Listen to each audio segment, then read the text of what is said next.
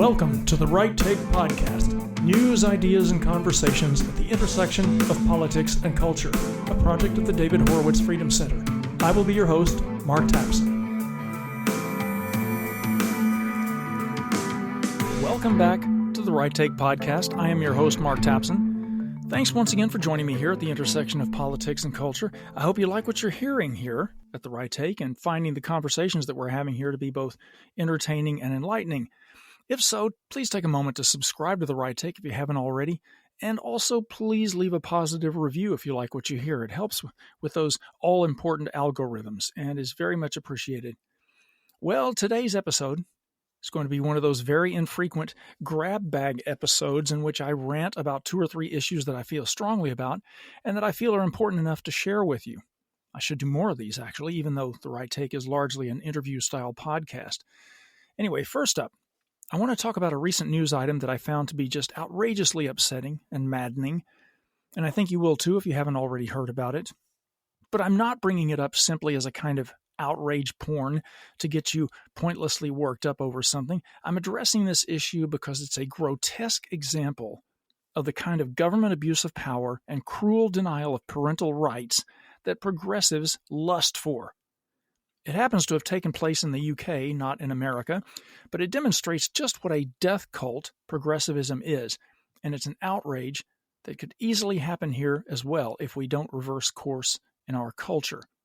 If you know about this incident, you've probably already guessed that I'm referring to the government murder a little over a week ago of a disabled infant named Indy Gregory, who was forced off life support by the United Kingdom court system.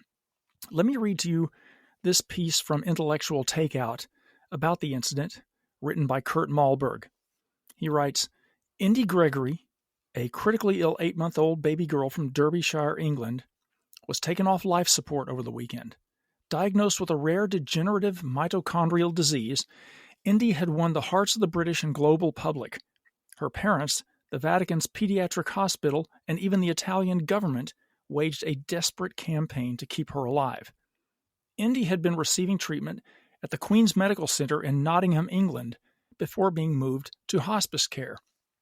Indy's doctors had declared that she had no awareness of her surroundings. Furthermore, the treatment she was receiving wasn't working and caused her pain, they claim. The doctors argued that she should be taken off life support and allowed to die peacefully. Well, refusing to accept the fate declared by physicians, Indy's parents, Dean Gregory and Claire Staniforth, went to court to keep her life support turned on. They hoped her life might be prolonged with the aid of experimental treatments. They took their legal battles first to the High Court and then to the Court of Appeal in London. Recognizing her delicate situation, the Vatican's pediatric hospital, Bambino Gesù, had offered to provide care for Indy. Last week, too, Italian Prime Minister Giorgia Meloni took the extraordinary step of granting Indy emergency citizenship to fast-track her treatment in Rome, even offering to cover the cost of her treatment. Shortly after these developments, the Vatican press office released a statement from Pope Francis, conveying his concern and prayers for Indy's family. Despite all of these efforts, the judges overseeing Indy's case said that moving her to Italy was not in Indy's best interests, labeling the intervention by the Italian government wholly misconceived.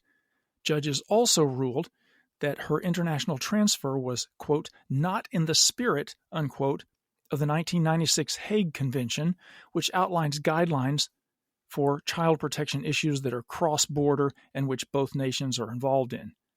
The appeal court judges likewise rejected last-minute efforts by Indy's parents to allow her to pass away peacefully in the family home.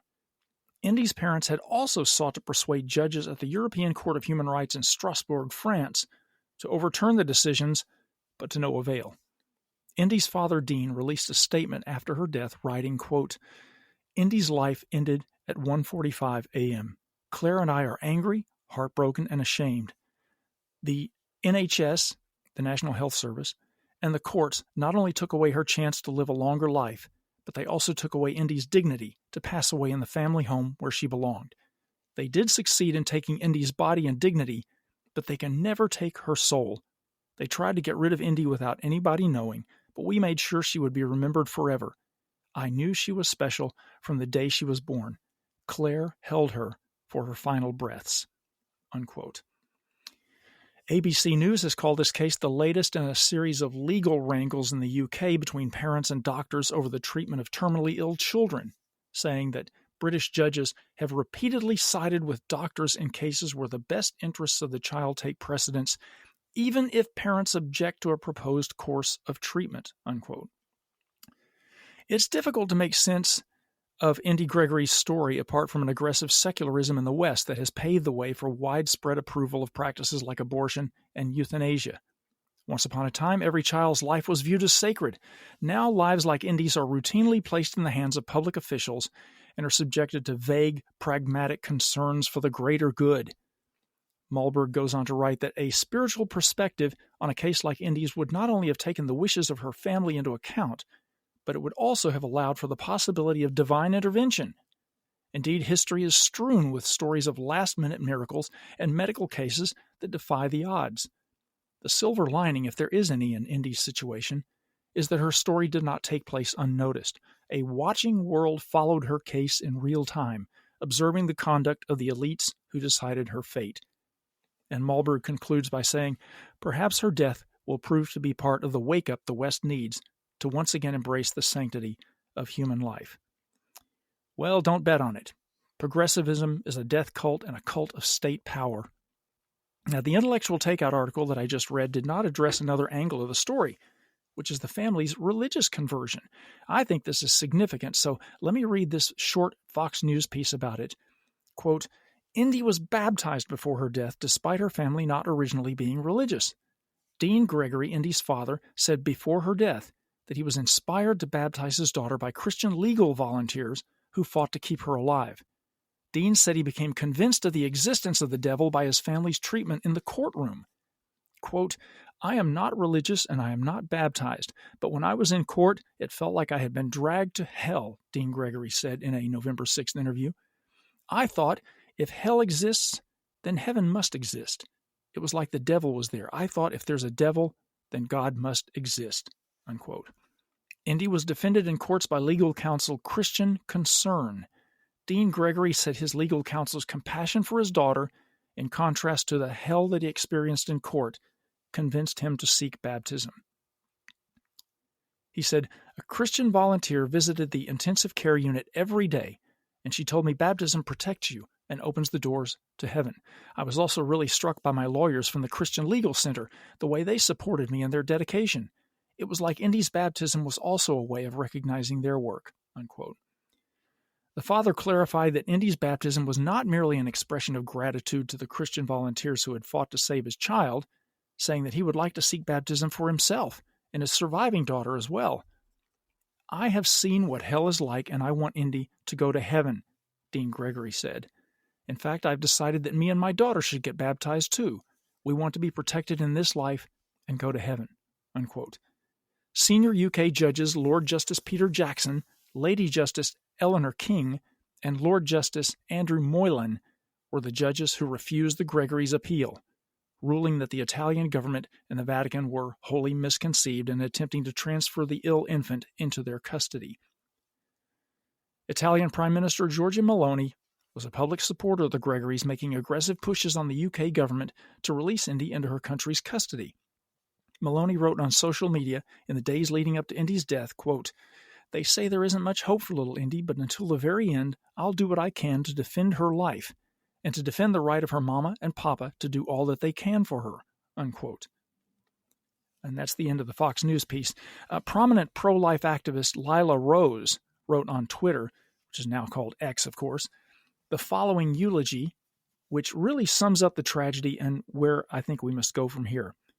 Lila Rose wrote, quote, Deeply saddened to share that baby Indy has passed away after being deprived breathing assistance. Let me be clear. The British government murdered her. They denied the right of Indy's parents to pursue other treatment for her, keeping her captive by the court-mandated medical team that decided Indy must die. The medical team violated their sacred duty to do no harm. This is murder, plain and simple. It's a stain on the national conscience of the UK.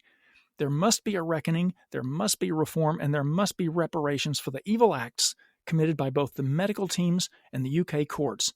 pray for Indy's grieving parents, and let's work together to ensure such horror never happens again," unquote. That was from pro-life activist Lila Rose. And indeed, we must pray for that and work together to strip these totalitarian eugenicists of their merciless power to put to death an infant, even in the face of extraordinary international efforts to give her care. It is unconscionable that any government can claim the right to take a child, regardless of whether that child is disabled, from her parents, and to take life from the child. This is the logical extension of the progressive position on abortion, which is that there should be no limits on when to abort. This is the logical extension of the progressive position that the state should decide that a child's quality of life is more important than life itself. And if you don't think that's where the United States government is headed in its current far-left incarnation, then you're not paying attention. The government already believes that parents don't have the right to have a say in their child's education, and the government has already labeled concerned parents domestic terrorists. Progressivism is a death cult, and progressives are collectivists who do not believe in protecting the rights of the individual against the state or against the collective. And so you get travesties of justice like the murder of baby Indy in the UK.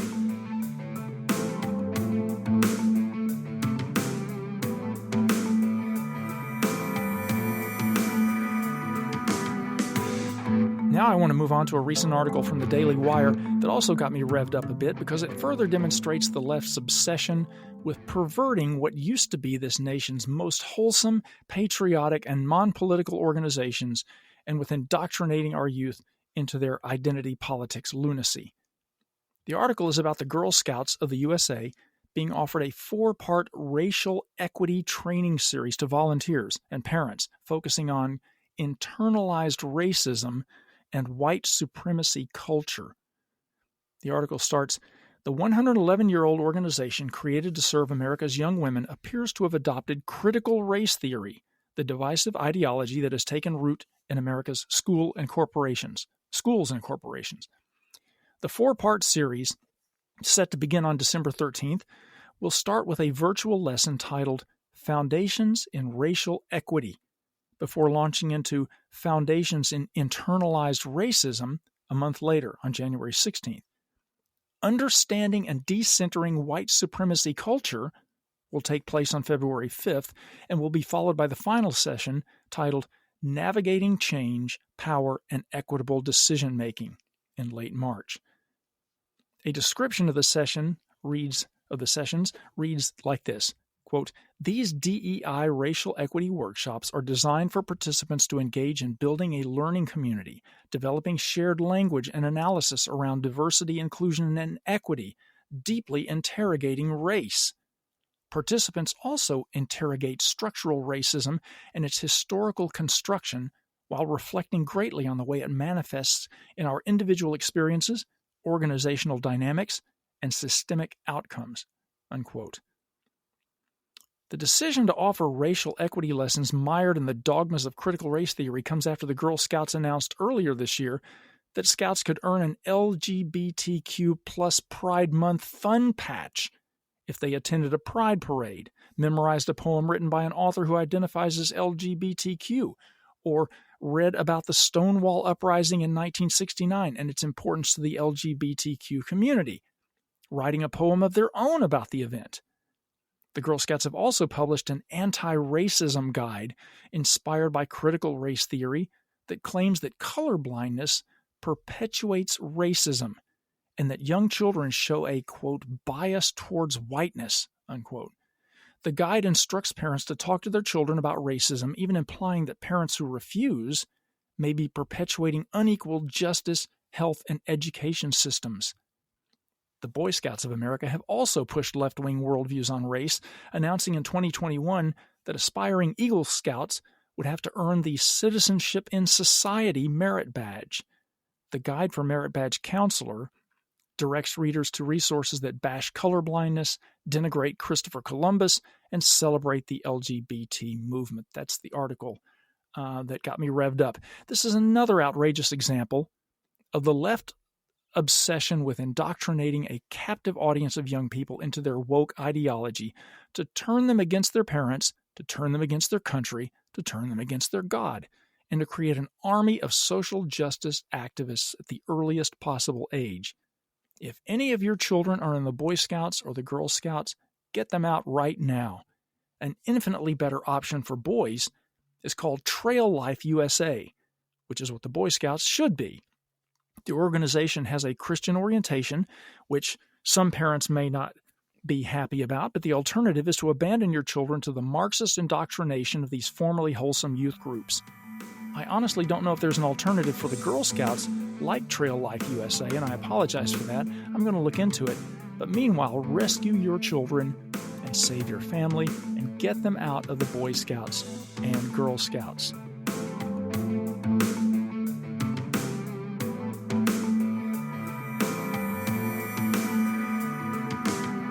Okay, now I want to address the big controversy, the ongoing Candace Owens-Ben Shapiro feud. If you follow conservative commentators or pay attention to what's trending on Twitter, X, then you can't have failed to notice the controversy stemming from what initially began as infighting over at the Daily Wire, specifically between founder Ben Shapiro and one of its big stars, Candace Owens. But their altercation very quickly morphed into something potentially much larger and more concerning than just a gossipy feud between two media personalities. For those who missed out on the backstory, most people became aware of this dispute after seeing a short, viral video clip of Ben Shapiro responding to a question at a speaking engagement about his thoughts on Owens' take on the Israel-Hamas conflict. Shapiro called her commentary on the subject disgraceful and ridiculous, although he didn't go into specifics. But Candace Owens has generally been skeptical of the war and of U.S. involvement, and has been accused of equivocating between Israel and Hamas, suggesting that Israel is waging genocide against the Palestinians.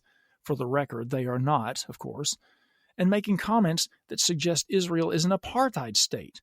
For the record, it is not. Candace Owens responded to Shapiro on social media, kind of passive-aggressively, actually. She didn't address his criticism directly or him by name, but she posted quotes from the New Testament's Gospel of Matthew. Those quotes are, "Blessed are the peacemakers, for they shall be called the children of God. Blessed are they which are persecuted for righteousness' sake, for theirs is the kingdom of heaven. Blessed are ye when men shall revile you and persecute you, and shall say all manner of evil against you falsely for my sake. No one can serve two masters. Either you will hate the one and love the other, or you will be devoted to the one and despise the other. You cannot serve both God and money." So that's what Candace Owens posted on Twitter. This was clearly directed at Ben Shapiro and his criticism of her. Shapiro shot back online, "Candace, if you feel that taking money from the Daily Wire somehow comes between you and God, then by all means quit." To which Owens replied, kind of bizarrely, "You are utterly out of line for suggesting that I cannot quote biblical scripture. The Bible is not about you." Well, this was an utterly deceitful spin, considering that Shapiro said nothing about prohibiting her from quoting scripture. And although the Bible may not be all about Shapiro, Owens' original quote certainly was, and as her boss he was justified in calling her out about it. Some respondents on Twitter took Owens to task for willfully misinterpreting Shapiro's tweet, but as soon as she made the dispute about him suppressing her right to quote the New Testament, Jew haters on Twitter rallied to her defense to pump up her false narrative that this was all about a Jew whose loyalty to Israel supposedly supersedes his loyalty to America, versus an America First Christian who wants the U.S. to stay out of foreign wars. And if that sounds like I'm kind of blowing this out of proportion, then I urge you to simply scan the comments on social media posts about these two. Candace has many loyal followers, but a disturbing number of them seem to be Jew haters, some of whom openly embrace the label Groypers. Groypers, if you don't know, are the racist America First followers of this repugnant young online demagogue named Nick Fuentes. And these people are helping to spin the controversy in a way that pits Christians against Jews and America First supporters against supporters of Israel. One Twitter user, for example, wrote, "Christian quotes Bible, Jew takes it personally. Many such cases." Another one wrote, Well, to be fair, to them, meaning Jews, quoting scripture is like garlic to a vampire. Yet another Twitter user rather viciously urged Candace to cook him. Cook him. Anti-Israel propagandist Jackson Hinkle, who has over 2 million Twitter followers, tweeted repeatedly in support of Owens, such as this tweet, quote, "I'm not surprised that the genocidal Zionist Ben Shapiro is offended by the Bible!" exclamation mark. One groiper posted a short video of Nick Fuentes taking Owens' side against Shapiro, whom that slimy hate-monger accused of not caring about white people or America, only Israel. This is a common anti-Semitic trope, by the way, the smear that American Jews have double loyalties, or even a greater loyalty to Israel, and therefore they are potentially or literally traitorous. That is Nick Fuentes' rabble-rousing claim that Jews can't be trusted, that just under the surface they're anti-American as well as anti-Christian. Even conservative commentator Jason Whitlock defended Owens by attacking what he called Jewish elites and accusing Ben Shapiro of dual loyalty. Okay, let me say this, full disclosure. I know Ben Shapiro, and we are, as far as I know, on friendly terms, although we haven't communicated with each other for several years. We used to work together at the David Horowitz Freedom Center. I sometimes agree with Ben, sometimes not. I've never met Candace Owens, but for various reasons, I am not now, nor have I ever been a fan. On a personal level, I'm completely indifferent about their feud. My concern is that the truth about why Ben slammed her deplorable ignorance about Israel, and her moral equivalence about Israel and Hamas, is now being overwhelmed by a narrative she created in order to present herself as the innocent victim of Ben's supposed enmity toward Christians. This is part of a pattern, by the way, of how Candace Owens deflects criticism of her sometimes questionable positions, not by defending her stance in skillful debate, much less by confessing her ignorance, but by steering things in a different direction, turning the spotlight on her critics, and steamrolling over them with verbal diarrhea. Case in point, in an appearance on a recent episode of comedian Bill Maher's podcast called Club Random, Owens acknowledged, not for the first time, her skepticism of America's 1969 moon landing. Needless to say, Bill Maher was taken aback, especially when she added, "I just want to know why we didn't go back there." "We did go back," Maher countered, like 10 times. Well, to be precise, after the historic 1969 landing, America went back to the moon a half-dozen times, 5 of those including moon landings, but Maher did correctly add a moment later that a dozen different astronauts have walked on the moon.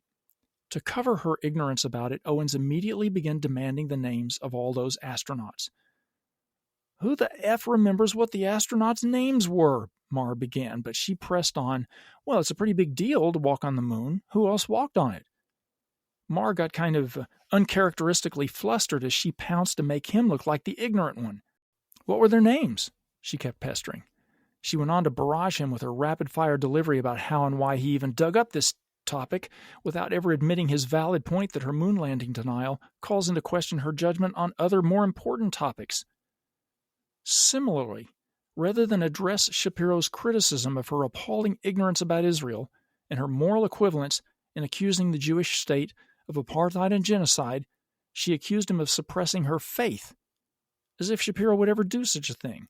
Now, as I understand it, the great majority of the commentators, the staff, and even funders of the Daily Wire are Christian. Shapiro is devoutly Jewish, and hence does not believe in Christ's divinity, but to suggest that he has some kind of animosity toward his Christian employees and objects to them publicly expressing their faith is just ludicrous. Many conservatives now feel compelled to choose sides between Shapiro and Owens, and thus between Jews and Christians, as well as between Israel and America. This seems to beg clarification of what it means to put America first. I think too many America firsters seem to believe that the term means America alone. It should not. I, for example, wholeheartedly support America first, but I do not support absolute isolationism, which in any case is impractical, if not impossible, in today's world. America first should include supporting, to a reasonable extent, our allies, especially Israel. That is a right and just thing to do. America first should mean shoring up our own border, economy, and military preparedness before trying to export democracy around the world to countries that don't want it, and before hemorrhaging money to corrupt regimes abroad. It should mean avoiding foreign wars when possible and not playing the world's policeman, but also supporting our close friends in Israel against the genocidal evil of Islamic imperialism. To sum up, the Owens-Shapiro showdown is bigger than even the oversized personas of Candace and Ben. Their clash has become the flashpoint of two broader issues.